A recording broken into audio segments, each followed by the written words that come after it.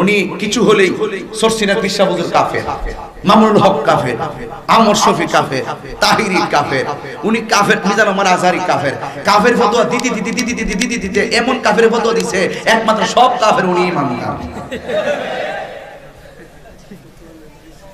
এজন্য আমি বলছি তাদের ফতোয়া আমার কাছে কলা ফালা। আপনারা আমার শান বুঝছেন তো? এত সোজা না পৃথিবীটা। তাহিরি দলিল ছাড়া কথা বলে না। আবারও বলছি, তাহিরি দলিল ছাড়া কথা বলে না। মুখে লাগাম দিয়ে কথা বলতে হবে। তুমি আমাকে দৌড়াইলে মনে রেখো তুমিও পিছে দৌড়তে হবে। কথা বলো ঠিক কিনা?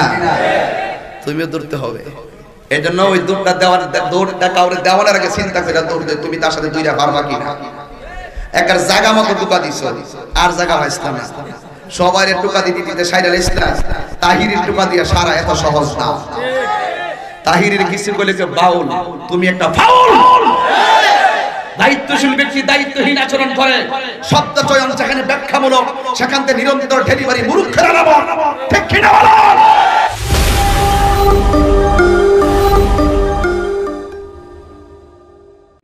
একটা কথা আমাকে স্টেজ আসার পরও একজন বলছেন যে হুজুর আপনার বিষয়ে অনেক ধরনের আনাগোনা হয় এলাকায়, আর আনাগোনা হওয়ার পরে কিন্তু আমি হবিগঞ্জে আসি নাই, এই প্রথম কিন্তু আসছি। আমার ব্যাপারে একটা আনাগোনা হয়। আমাকে একই যুগে অনেক উলামায়ে কেরাম আমাকে মুশরিকের ফতোয়া দিছে, কাফেরের ফতোয়া দিছে। কিসের কারণে?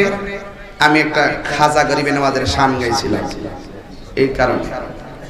আল্লাহর ধন রাসূলকে দিয়া গেলেন, আল্লাহ গায়েব হইয়া রাসূলের ধন খাজা পায়া শুয়ে আছে আজমিরে, কেউ ফিরে না খালি হাতে খাজা তোমার। এটা কি নতুন গান না পুরান গান? কয় বছর আগের গান? তো তাহিরি বেলা ফতোয়া কি লাগে? হেরা কি তাদের দোলাবাই লাগে? হ্যাঁ, তাহিরি বেলায় ফতোয়া কেন? সারা বছর যেটা চলতেছে শুধুমাত্র তাহিরি বিরুদ্ধে ফতোয়া দিবা? আচ্ছা যাই হোক, অসুবিধা নাই, দিছে, অসুবিধা নাই। তারা বলতেছে আল্লাহর রাসূলকে দিয়া আল্লাহ বলে ফকির হয়ে গেছে। এটা অপব্যাখ্যা করছে পাবলিকের সামনে। আমি বলছি আল্লাহ গেছে গায়েব হইয়া। আচ্ছা আল্লাহর কি দেখা যায়? বেহেশত কি দেখা যায়? রুজুক দেখা যায়? যেটা দেখা যায় এটি তো গায়েব বলে মনে করি আমরা, ছাত্র জীবন থেকে তো ফুরিয়েছি, ঠিক না? এরপরে যদি গায়েবের ব্যাপারে কোনো ধরনের ব্যাখ্যা থাকে আমাকে তারা দিবে, আর নাইলে আমি তাদেরকে দিব। কথা কোন ঠিক কিনা? তা আমরা কোরআনে পড়ছি, কোরআনে লেখা আছে, আয়ে বন্ধু আপনি বলে দেন আমি বলি না যে আমার কাছে আল্লাহর ধনভাণ্ডার আছে। এটা কোরআনের আয়াত। সমস্ত ধনভাণ্ডারের মালিক কে? আল্লাহ। সুস্থ মস্তিষ্কে বলবেন, দালালি করেন না। সমস্ত ধনভাণ্ডারের মালিক কে? আল্লাহ। আচ্ছা, কবি বলছে আল্লাহর ধন স্বীকার করছে, রাসূলকে দিছে, কুদরা দিছে, এটা আল্লাহ জানে। নবী কুদরা পাইছে, এটা নবী জানে। তো আল্লাহর ধন রাসূল পাইছে, এটা এলেম হোক আর ধনভাণ্ডার হোক, পাইছে নিয়ম। এটা আমি বলি না, বুখারী শরীফের হাদিসের মধ্যে আছে, উতিতু মাফাতিহা খাজাইনিল আরদ। রাসূল বলেন আল্লাহ আমাকে জমিনের ধনভাণ্ডার দান করেছে। সুবহানাল্লাহ। তাহলে কবির কথা কি সঠিক যে আল্লাহর ধন রাসূলকে দিছে? কোরআনের যেমন খাজাইন শব্দ ব্যবহার করছে, বুখারী শরীফের শব্দটাও খাজাইন শব্দ ব্যবহার করছে। কিন্তু আমি আশ্চর্য হইলাম, আমি অত্যন্ত মর্মাহত হইলাম, মানুষ জানেন না কিভাবে সত্যকে গোপন করে। একজন বক্তাকে আমি ওই দিন বললাম যে হে মাওলানা সাহেব, আপনি বলছেন আল্লাহর ধন রাসূলকে দিছে, এই মর্মে একটি জয়ীফ হাদিস নাই। নাউজুবিল্লাহ। এটা চাপাবাজি করছে আর কি। তাহিরিকে ধরতে যায় আর নবীর শান গোপন করে ফেলাইছে।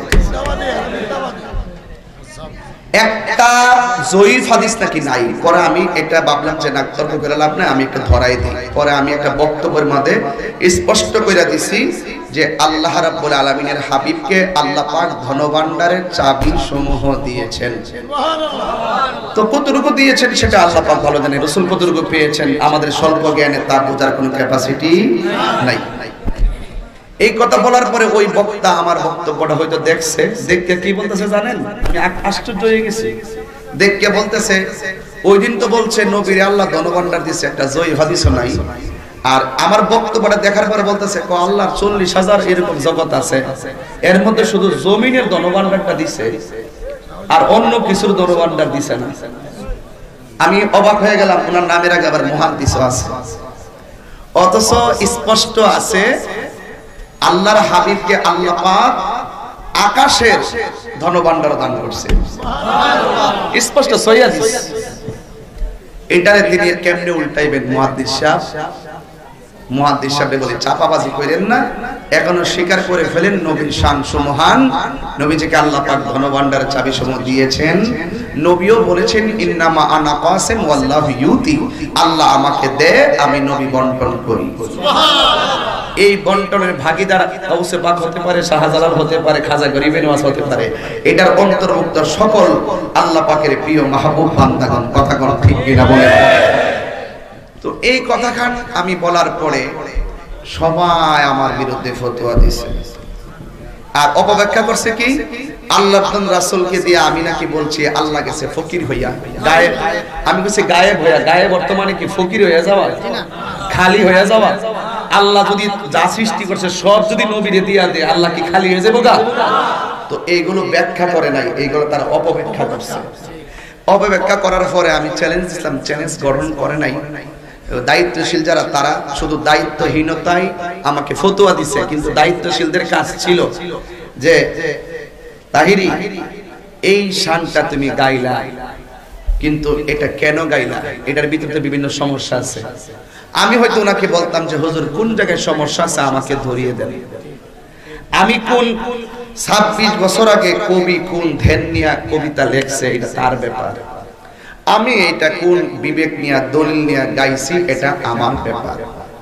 তো একজন মানুষের তার কারণ জিজ্ঞাসা না কইরা, ব্যাখ্যা তালাশ না কইরা তারে ফতোয়া দিয়া দেশের ভিতরে আগুন লাগাইছে। আমি এটাও শুনছি হবিগঞ্জ নাকি থানা বরাবর আমাকে হবিগঞ্জ নিষিদ্ধ করার জন্য কাগজপত্র দিয়েছি। এটা আমার কানের মধ্যে আইছি না কি? ফারুক সাহেবের লেজ দিয়া কান চৌকায় না, এটা স্পষ্ট হবিগঞ্জবাসীকে বলে দিলাম। যারা আমার এই শান নিয়ে ফতোয়াবাজি করো, ফারুক সাহেবের লেজ দিয়ে কান খাজ্জা বানা। আমি তাহিরি চ্যালেঞ্জ করছিলাম, আমাদের মামুনুল হক সাহেব অনেক সুন্দর কথা বলছেন, এটা হলো দায়িত্বশীলদের কথা। এটা কিসের কথা? দায়িত্বশীলদের কথা। যেমনই হোক উনি ওনার বিষয়টা স্পষ্ট, আমার যে কথাগুলো উনি বুঝতে পেরেছেন।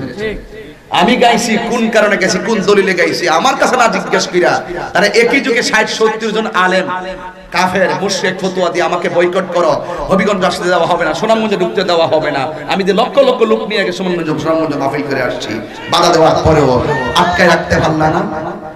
এগুলা পাবলিক বুঝে, কোনটা হিংসা কোনটা প্রতিহিংসা পাবলিক বুঝে। 26 বছর ধরে যে গান গাইতেছে, কারোর বিরুদ্ধে ফতোয়া নাই, তাহিরি বিরুদ্ধে ফতোয়া দিয়া মনে করছে আমার মালয়েশিয়া ভাড়াই দিব।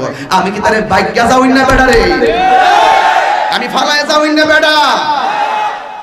এরপর আমি চ্যালেঞ্জ করছি একটা, আমার আবার উল্টা করে আরেকটা, যদি ফতোয়া স্বামীর 1 পৃষ্ঠা পড়তে পারি আমারে বলে 1 কোটি টাকা দিব। তা আমিও সুন্দর করে চ্যালেঞ্জ গ্রহণ করছি। এখন দেখি যার খবর নাই, আড়াই গেছে। আমি কিছু টেহাডি জমা দেন, আর ডক্টর আর সৈয়দের সার্টিফিকেট যা আছে, ডক্টর সার্টিফিকেট সব নিয়ে কাফিলিদের সরকার সালির কাছে হুজুর কাছে জমা দেন, আর টেহাডিও নিয়ে হুজুর কাছে জমা দেন। আমি শুধু ফতোয়া স্বামী পড়তাম না, আমি পড়াবো।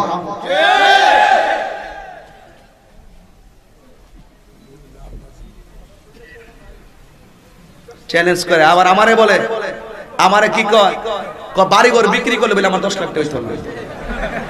আচ্ছা কোন এটা কি দায়িত্বশীল ব্যক্তির কথা হতে পারে? মানে একটা ফকির হইলো তো তারে তুচ্ছ করতে পারে না, তার কিচ্ছু নাই, তারপরে বলতে পারে না যে তোর কিছু নাই, তুই ফকির। কাহার বাপ নাই তারে বলা যাবে না তুই বাপ ছাড়া, কাহার মা নাই তাকে বলা যাবে না তুই মা ছাড়া। মানুষ দায়িত্বশীলদের কথাই মনে হতে পারে না।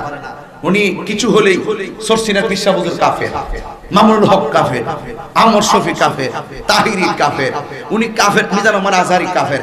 কাফের ফতোয়া দিতে এমন কাফের ফতোয়া দিছে একমাত্র সব কাফের উনি ইমাম না। এজন্য আমি বলছি তাদের ফতোয়া আমার কাছে কলা ফাটা। আপনারা আমার শান বুঝছেন তো? এত সোজা না পৃথিবীটা। তাহিরি দলিল ছাড়া কথা বলে না। আবারও বলছি তাহিরি দলিল ছাড়া কথা বলে না, মুখে লাগাম দিয়ে কথা বলতে হবে। তুমি আমাকে দৌড়াইলে মনে রেখো তুমিও পিছে দৌড়তে হবে। কথা বলো ঠিক কিনা? তুমিও দৌড়তে হবে। এই জন্য ওই দৌড়টা কাউরে দেওয়ানোর আগে চিন্তা করে দৌড়, তুমি তার সাথে দুইটা পারবা কিনা। একার জায়গা মতো টুকা দিছ, আর জায়গা পাইছিলাম না। সবাই টুকা দিতে দিতে সাইডাল ইসলাম তাহিরের টুকা দিয়া সারা এত সহজ না। তাহিরের কিছু বলে যে বাউল, তুমি একটা ফাউল। দায়িত্বশীল ব্যক্তি দায়িত্বহীন আচরণ করে, শব্দ চয়ন যেখানে ব্যাখ্যামূলক সেখান থেকে নিরন্তর ডেলিভারি মূর্খেরা নামো। ঠিক কিনা বলো?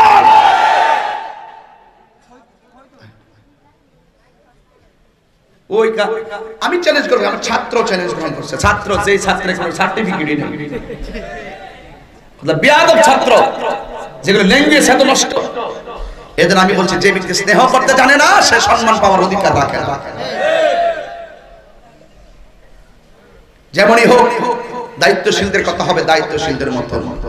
আমি আবারও বলছি, আমি কোন ধ্যানে জ্ঞানে আমি শান গাইছিলাম, তারা আমাকে অন্ততপক্ষে যারা আমাকে ফটো দিছে তাদের মধ্যে আমাদের সুন্নি লেভেলদারি যারা ছিল তাদের অনেকে আমার সঙ্গে সুসম্পর্ক ছিল। তারা আমাকে বললো হতো যে তুমি এটা কোন ব্যাখ্যায় গাইছো, আমি আমার ব্যাখ্যা দিতাম। যদি আমার ব্যাখ্যাটা কোরআন সুন্নাহর বাইরে হইতো আমি প্রয়োজন আমার বক্তব্য উল্টো করে নিতাম। তখন ঠিক কিনা বলে? এটাই তো সত্যিকার ইসলাম প্রেমীদের আলাদা। একটা মানুষের যাচাই বাছাই নাই। এই তোমার বউ একবার বউ ছেড়ে দিছে, কি কইছে জামাই? জামাই কইছে তিন তালাক। কারে কইছে? বউরে। তালাক হয়ে গেছে, ফতোয়া দেলাইছে তালাক। আরে তাকে বলতে হবে তুমি কি বলছো? হ্যাঁ বলছি। এই তুমি শুনছো? শুনছি। এই সাক্ষী কেডা আছে? আসো লিখিত দাও, তারপরে ফতোয়া দাও। এটা হলো দায়িত্বশীলদের কাজ। আজকে তাহিরের বিরুদ্ধে একটা হিউমার চলছে, এখন সবটি ফলাই গেছে। আত্মগোপন করছে স্টেজে গিয়ে আমি তো ওই দিন মনে করছি মাইক ওয়ালারে বুঝি ফতোয়া দিয়ে দিই। এবার ওই দিন দেখলাম স্টেজে ভাঙে পড়ছে, আমি বলছি ফ্যান্ডেল যে বাঁধছে এটা বুঝি ফতোয়া দিয়ে দিই যে তুই কাফের হয়ে গেছিস।